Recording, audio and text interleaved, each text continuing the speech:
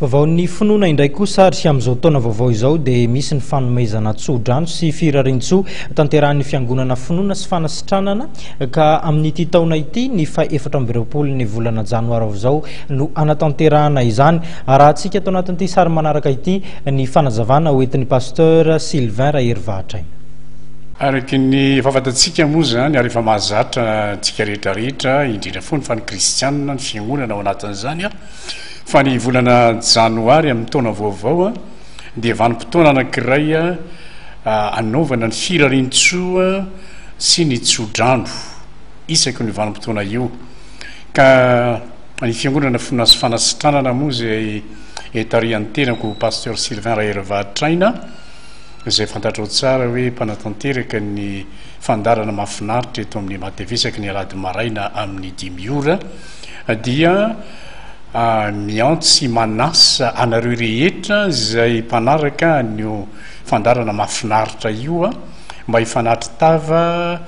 fideran'Andriamanitra isika hivavaka isika ary tsodrano manokana ho amin'ity taona 2024 ity. Ny tsodrano hoy ny fomba fitenitsika zava-mahery ary ny tsodrano zay tsofako rano anao ny iankonana ny fianakaviana manontolo dia avy amin'ny tenin'Andriamanitra ny tsodrano indrindra satria Andriamanitra dia mpitsodrano Andriamanitra ary dia nampitondrainy ny tena ihany koa zany tsodrano ho an'ny kristianina tsisy afanavakavaka izany ianareo rehetra zay mpanaraka hatramin'ny taona 2024 teto amin'ny mateve nanaraka ny fandarana finaritra dia mba fifaliana ho manokana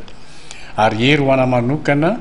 ny mba hifanatry tava aminareo ary betsaka aminareo moa ny fakahita eny toerana maro samihafa misaotra mankasitraka ny amin'ity fandarana mahafinaritra eto amin'ny mateve ity dia zay mba anaovako an'izao fanasana manokana izao amin'ny sabotsy zao fa 4 ny volana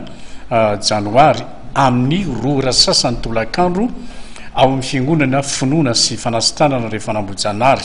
Ilay toerana moa dia eo anelanela ny Tobra Tsimandrava sy ny orinasa Simelta fanakaiky amin'ny akoa moa ny Jirama eo anelanelany eo ny fiangonana finoana sy fanasitranana. Ka arak'izany dia manantena ny fahatongavantsika maro ny fanaritava mivantana ary andray tsodrano avy amin'ny mpanompon'Andriamanitra ianao hoentinao ianareo menakavy amakivaky ny taona fa dia ho tain'Andriamanitra tokoa isika menakavy dia mandra-piona tompoko.